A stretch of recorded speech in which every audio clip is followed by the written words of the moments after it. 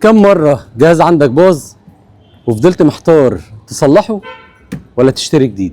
وكم مرة رحت الفني عشان تصلح حاجة بسيطة وطلب منك رقم خرافي؟ النهاردة أنا عند حلال المشاكل، عند المهندس صابر بنايوتي، أشهر من نار على العلم.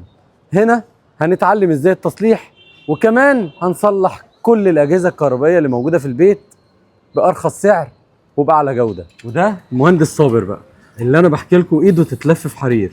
أنا اتشرفت إن أنا عندك. اهلا وسهلا بيك. انا احب كل الناس المكافحه واحب التعامل مع الناس اللي هي المحترمين امثال سعادتك. حبيبي ده انا اللي شرف ليا. الله يخليك يا صاحبي. انا اصلا من الفانز بتوعه، انا بتفرج على فيديوهاته ما شاء الله. يعني قناه على اليوتيوب كبيره جدا. كمان الاستاذ احمد بيتابعني. طبعا، ما انا هاجي ازاي لما اكونش متابعك؟ انا لازم اجي لك عشان نوري الناس حد مختلف في مجاله، مش حد طبيعي، مش واحد بيصلح وخلاص، ده اكاديميه لوحده.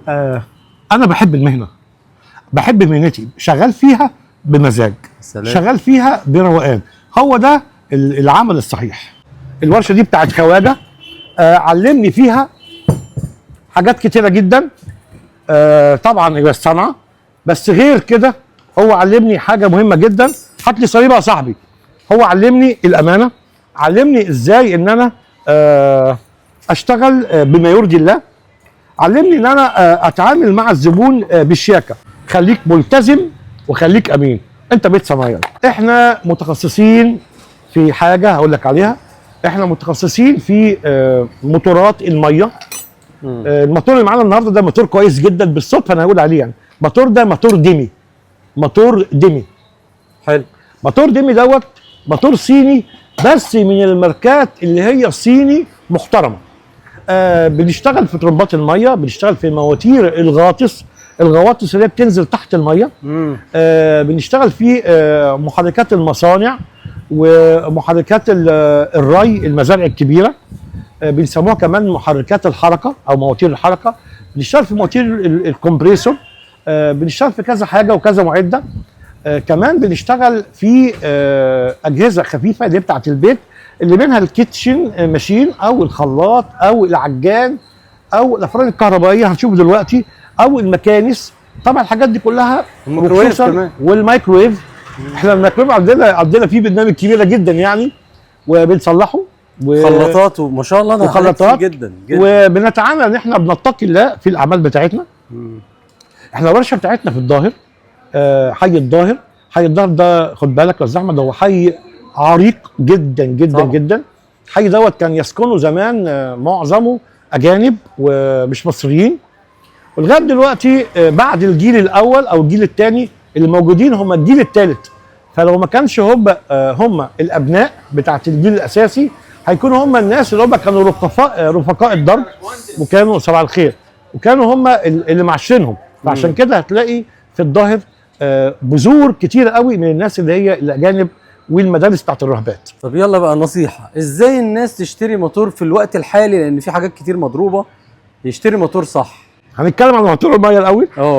موتور الميه، اذا انت حبيت تشتغل او تشتري موتور ميه، اول حاجه بتشتري موتور، خليك معايا بالصدفه، بتشتري موتور سامع الصوت. بنشتري موتور ميه يكون الريشه بتاعته نحاس.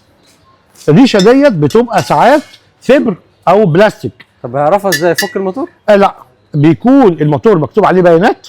الموتور بيكون عليه بيانات او بيكون عليه كود من هنا، الاكواد من هنا، وبيكون مكتوب عليه كمان اذا كان الموتور ده سلك نحاس ولا لا. طبعا ما ينفعش ان هو يخدعني ويقول لي ده موجود عليه ان هو سلك، ان هو غلط، ان هو مش سلك نحاس ويطلع سلك الومنيوم. كمان بشتري من مكان موثوق منه. يعني الموتور دوت انا شاريه من محلات، او الزبون شاريه من محلات اسمها محلات ميشيل متواضع في شارع المهدي في وسط البلد. كمان لما بيكون الريشه نحاس، بيكون الاكس كمان استانلستيل مش حديد عشان ما يصديش. الاكس اللي هو ايه بقى؟ الاكس اللي هو العمود. العمود ده. وخصوصا من هنا من عند الربط بيكون الاكس دوت بيكون استانلستيل. كمان بيكون السلك بتاع الموتور او الملف بتاعه هنا بيكون نحاس، ما بيكونش ألمونيا. ده بتكون الترومبه زي ما احنا شايفين هنا اهي، بص ظهر. ودوت ده هنا اسمه وش التوجيه. ده اسمه ايه؟ وش الايه؟ التوجيه. وش التوجيه. او يعني الحاجات دي طبعا مش هدوشك، بس لا انا الحاجات عايز دي- اعلم الناس ازاي يشتري موتور صغير، لان في ناس بتتخدع كتير. الحاجات دي وش التوجيه، او بنسميها الموجهه.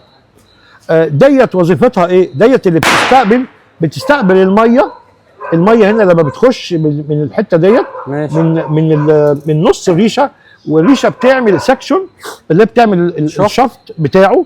بعدين بتطرد الميه من هنا، تطرد الميه من الفتحات الجانبيه ديت، تطلع الميه هنا بضخ جامد جدا بسرعه عن طريق الفتحات الجانبيه اللي هي موجوده في الموجهه. بالظبط بالظبط.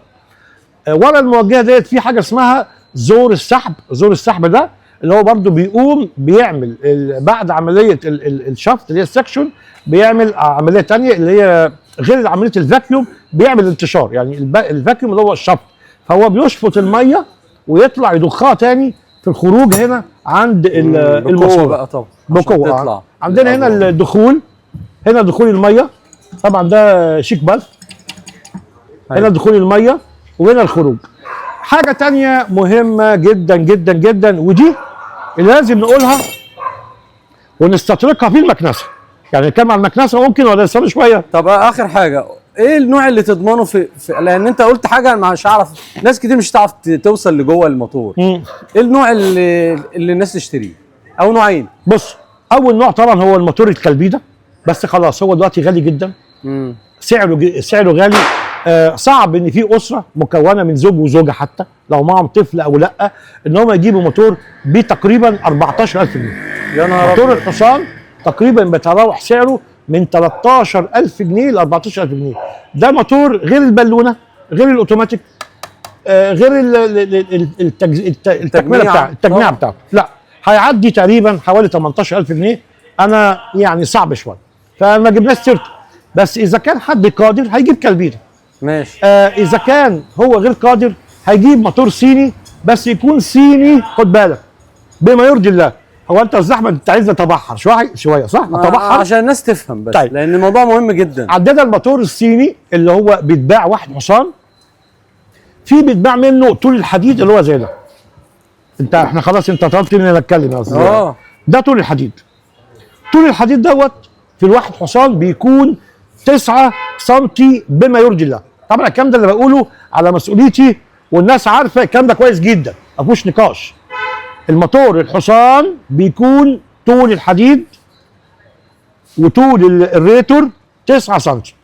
في شركات عامله مواضيع غش تجاري بدون ذكر اسماء، هتلاقي طول الحديد ده 8 سم، ده مش مظبوط. هتلاقي طول الحديد 7 سم، ده مش مظبوط. هتكون طول الحديد بيوصل ان هو 6 سم طول الحديد، يعني حته صغيره جدا، ومكتوب على الموتور على التيكت من بره HB1. يا سلام. يعني ايه HB1؟ يعني القوه بالحصان، قوه بالحصان عندنا في الكهرباء هي بالاتش بي. اتش بي يعني القدره بالحصان. كاتبين واحد حصان يعني، وهو مش موجود ان هو واحد حصان، ده مفروض نص حصان. دوت اسمه غش تجاري، وانا ما بقبلوش. ناس كتيره بتشتري مواتير وتلاقي الكرتون مكتوب عليها واحد حصان، غير اللي موجود جوه خالص. غير اللي موجود جوه خالص. مكتوب على التيكت بره نحاس، بيكون غير كده خالص. فاحنا بنقول لما بنشتري مواتير حتى لو كانت صيني بنشتريها من مكان مضمون ومكان موثوق فيه. دي اول نقطه للحفاظ على الموتور الميه. انت عايز حاجه ثانيه كمان؟ انا بسال بس سؤال غريب قوي. لو احنا عندنا موتور ميه راكب في البيت عندي، بنضحي شويه كل 3 شهور، بنضحي كل 3 شهور، بنجيب سباك او كهربائي الموتورات، تعالى كل 3 شهور اعمل لي صيانه ب 50 جنيه بس، ب 50 جنيه كل 3 شهور. يفك البالونه عايزه تتزود هواء، المفتاح الاوتوماتيك دوت عايز اهو يتظبط، ده المفتاح الاوتوماتيك. وطبعا المفتاح الاوتوماتيك دوت اللي عندنا النهارده هو تشيكي. حلو. تشيكي في منه كذا نوع، في منه صيني، في منه الايطالي، في منه مكسيكي. مساء الفل يا صاحبي. احنا بنجيب انواع جيده وانواع مظبوطه، يعني ده مهم جدا جدا. الموتور ده اللي هو بيخلي المفتاح ده بتاع الاوتوماتيك ده، الاوتوماتيك بيخلي الموتور اللي هو يشتغل ويفصل. لما انا باخد الميه او لما الست في البيت بتاخد الميه وتقفل الميه، المفروض ان انا في البيت لما قفلت الميه خلاص قفلت الميه، الموتور ده بيفصل اوتوماتيك عن طريق هذا المفتاح المفتاح بالظبط كده. ده غير ان المواتير اللي هي كويسه اللي بنشكر فيها زي موتور ديمي او موتور كالبيدا او المواتير اللي هي جايه من مصدر كويس، بيكون راكب جوه الموتور هنا حساس. هنا بيكون راكب جوه الموتور هنا حساس. الحساس ده اللي هو على الملفات. الحساس ده اللي هو بيخلي الموتور ان حتى الموتور اذا اشتغل ووصل لغايه امبير معين. طبعا عندنا في الواحد حصان، الموتور الواحد حصان الامبير بتاعه بيكون 6 امبير. اذا كان هو الموتور اشتغل وسخن شويه الحساس ده بيفصل، علشان ممكن المفتاح الاوتوماتيك ده يكون بايظ، ممكن الناس اللي فوق اللي ساكنين دول ينسوا الموتور شغال، بتبقى حاجات وارده. ودي بتحصل في موتورات معينه بس اللي هي الموثوق فيها. احنا عرفنا منك دلوقتي ازاي نشتري الموتور وازاي نحافظ عليه. بالظبط. نخش بقى على المكنسه. في حاجه تانية عايز اقولها على الموتور. قول بسرعه. المفروض ان انا ساكن وعندي موتور وانا ماشي طبعا هي بتبقى صعبه على الساكن دي، وانا طالع السلم انا ودني مع الموتور. خد بالك انا بشتغل بودني، يعني انا عن نفسي صنايعي بشتغل بودني وبقول للناس الحته دي. وانت شغال اسمع، وانت طالع البيت اسمع، وانت نازل من السلم اسمع. هل الموتور ده الصوت بتاعه هو الطبيعي ولا انا سامع صوت مختلف ولا انا سامع صوت كركبه؟ لا، اي ملاحظه سمعتها مش مظبوطه وقف كلم الصنايعي. نخش في حاجه ثانيه. حلو قوي. المكنسه هنجرب المكنسه دي. يلا. مراد تعالى يا واحده.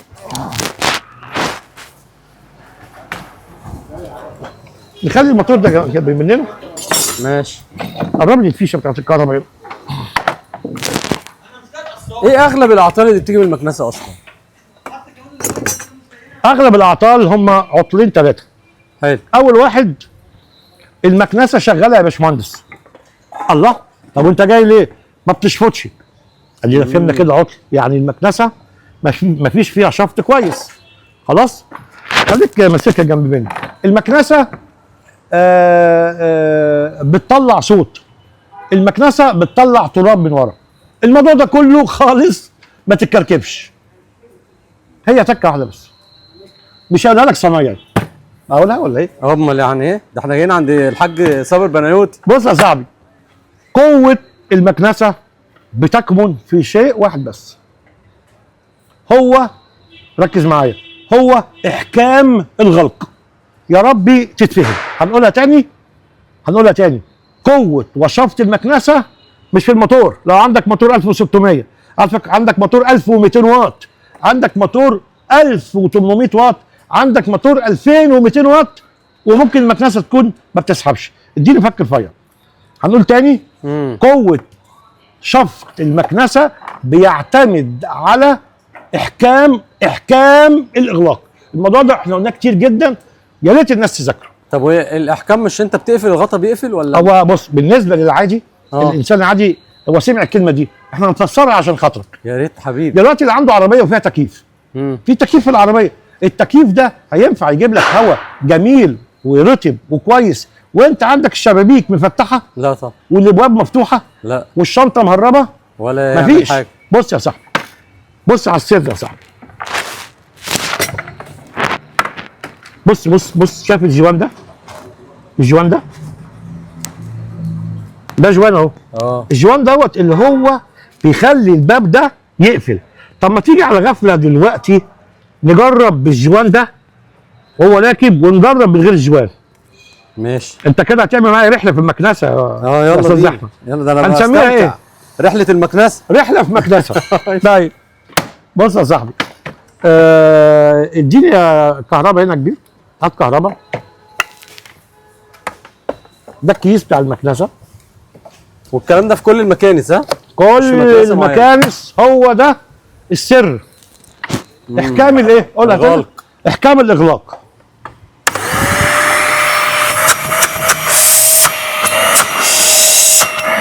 بص المكنسه.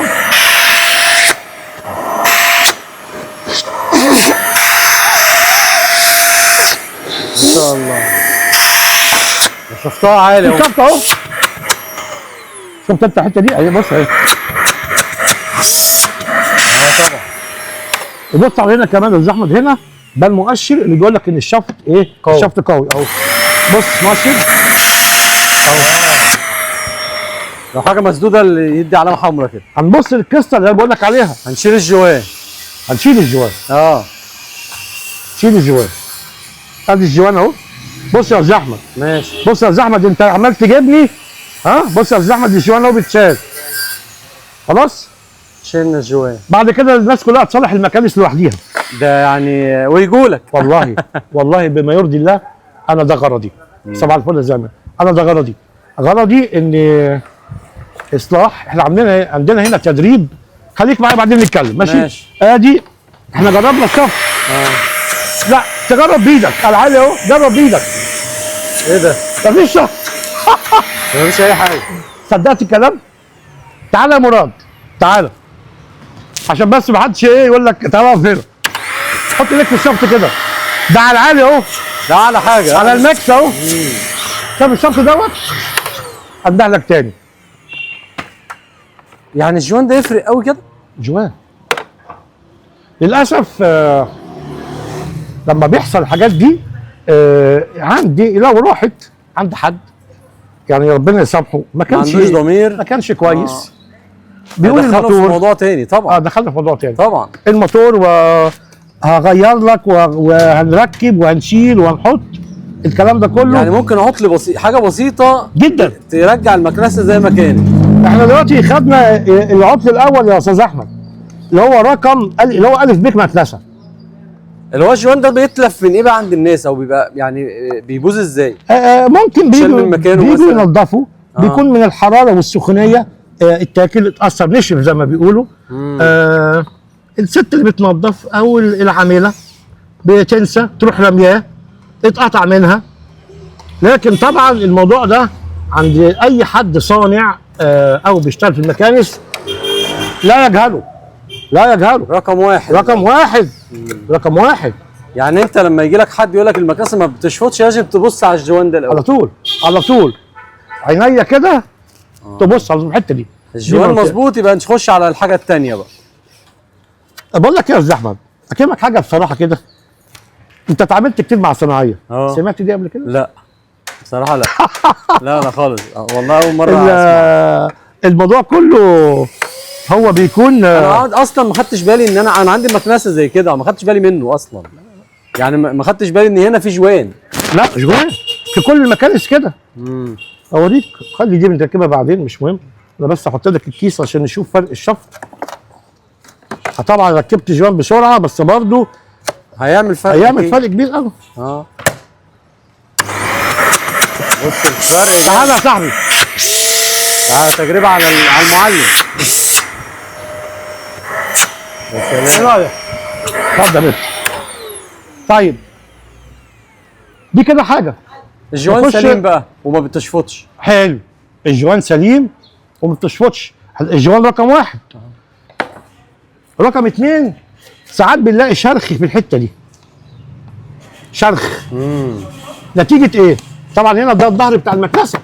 نتيجه ايه؟ بيكون نتيجه ايه؟ العيال الصغيره قعدوا على المكنسه عاملينها لا مؤاخذه ايه؟ عربيه. بس لو البودي او الهاوسنج نفسه بايظ او مكسور نفس قصه الجوان بيحصل تهريب. بس بدل ما حصل تهريب من عند الجوان حصل تهريب من الجسم تحت. يبقى المكنسه كلها زي ما احنا شايفين هنا كمان. شايف ده جزء وده جزء. بص هنا كلها متقفله. حلو. مفيش تهريب. يبقى برضو الثلاث عيوب دول هم عيب واحد بس اللي هم احكام الاغلاق. كان بودي مكسور العيب احكام الاغلاق. مفيش غلق كويس. كان الكيس مقطوع مفيش. كان البودي فيه كسر او طبعا لما قلنا الجوان كل دول بيدوروا حوالين شيء واحد بس اللي هو احكام الاغلاق. طب الاحكام الاغلاق تمام. خلاص كده نخش على حاجه ثانيه. صوت. سمعت صوت في المكنسه. لما بسمع صوت في المكنسه يعني المكنسه بتكركر بتعمل صوت كده دربكه. بيكون ايه صوت الدربكه والدوشه دي؟ بيكون الست شغاله في الكيس وركبت الكيس ونظفته وراحت نسيت تقفل اللوك بتاع الكيس. دي مكنسه هناك على غفله اهي. بتشتغل اهي. نسيت تقفل الكيس. الكيس بقى مفتوح اهو. طيب التراب بيخش هنا، هيطلع من هنا التراب هيخش على السيد المحترم بتاع الموتور. راح الموتور، باظ الموتور. يعني ده لو دخل له هواء تراب من هنا مع السلامه. عشان كده احنا حاطين هنا فلتر، حاطين هنا فلتر تاني. خليها ماشي نشوف. خليها جرب بقى وشوف الشفط كده وقارن بين ايوه دي شفتها حلو. طبعا المكنسه دي اسمها ايه؟ توشيبا. 1000 الناس الانجليزي دي توشيبا. ركب لها موتور 1800.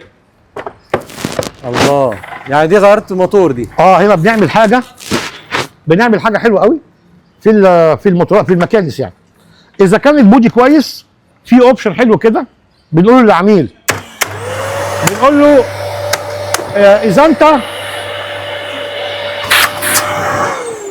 اذا انت عايز تركب موتور اكبر، بنحط موتور اكبر. يعني ممكن موتور بيكون مثلا المكنسه دي 1400 مكتوب. بتكون تقريبا 1400. هنا 1400 اهي. افرض الزبون بيكون قال لي عايز احط موتور اكبر، بنشيل موتور 1400 حتى لو سليم، بنقول له خد اتفضل. بنركب موتور، ممكن يركب موتور 2000 واط. طبعا الشفط بيختلف خالص. تعالى بص هنا، دي اتعمل فيها كده. ده كده شفط كويس جدا اهو. حلو. ما تيجي على غفله نبص على موضوع الجوان ده برضه. يلا بص، كل مكنسه هتلاقي الجوان بشكل ثاني. ادي الجوان يا سيدي الفاضل اهو. ادي الجوان. طبعا برضه لما تيجي تفك الجوان خلي بالك عشان ما تقطعش. ما تخافش اهو. لا مش انا بقول للناس. لا انت لا يتفك بالراحه. فالجوان ده مهم جدا، ولازم يكون الفلتر هنا موجود. يبقى احنا دلوقتي النصيحه الاولى خلاص عرفناها بتاعت احكام الغلاق. الحاجه الثانيه هي الصيانه اول باول. الكيس يتنضف، الفلتر اللي ورا المكنسه اللي هو هنا ده لازم يركب زي الثانيه. خد يا بابا خليه يركب لي فلتر هنا. خد يا بابا خلينا يركب لي فلتر. يبقى الفلتر اللي هو راكب ورا الكيس اللي هو هنا يا استاذ احمد. هنا ده بيركب فلتر علشان لازم يتنضف اول باول. يعني بنقول للزبون اول باول في الباسكت. في الباسكت بتاع القمامه بتنضفه كده بايدينا. اذا انت غلبت، يعني بيقولوا الزباين بتاعتنا اذا انتوا غلبتوا هاتوا لنا هنا عن طريق الكمبريسور بتاعنا، احنا بننضفه بالهواء وبننضف الكيس. يبقى الكيس والفلتر هم روح المكنسه. الكيس الرئه. انت بتتنفس ازاي؟ بيجي لنا طبعا حاجات غريبه جدا لسه واقعه لسه من يومين، يعني الواحد مكسوف يقولها يعني، بس احنا ما بنجيبش اسماء حد. الست الفاضله وهي بتكنس المكنسه، بتشال بالمكنسه، المكنسه من قوه الشفط بتاعتها سفت مجموعه مفاتيح زي دي كده اهي. ياه شفط المفاتيح. الله.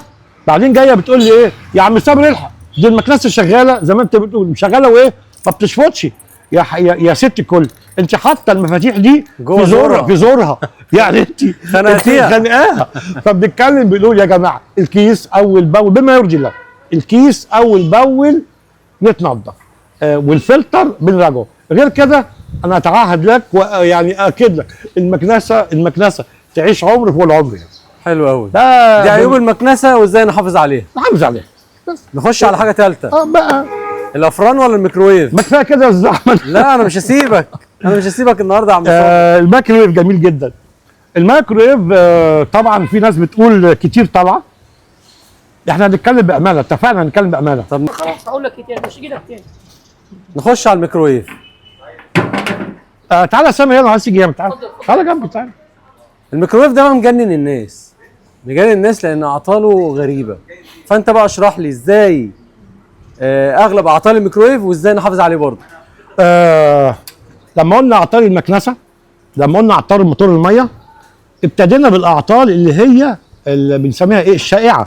الشائعه يعني اللي دايما بنسمعها.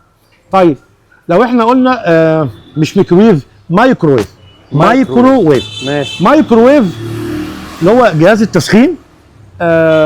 هو بيشتغل وبيعتمد على التسخين بتاعه على الكهرومagnetic. قولي العطل صح اسمعك صح، قولي العطل غلط انا دخلت في مكان غلط.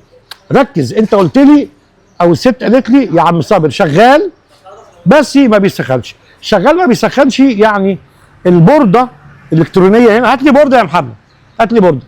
البورده اللي هي بورده التشغيل، اللي هي بورده التحكم، شغاله بتقبل اوامر، الديجيتال بتاعها شغال، مظبوطه في كل حاجه، والتايم بتاعها مظبوط، والاناره بتاعتها مظبوطه.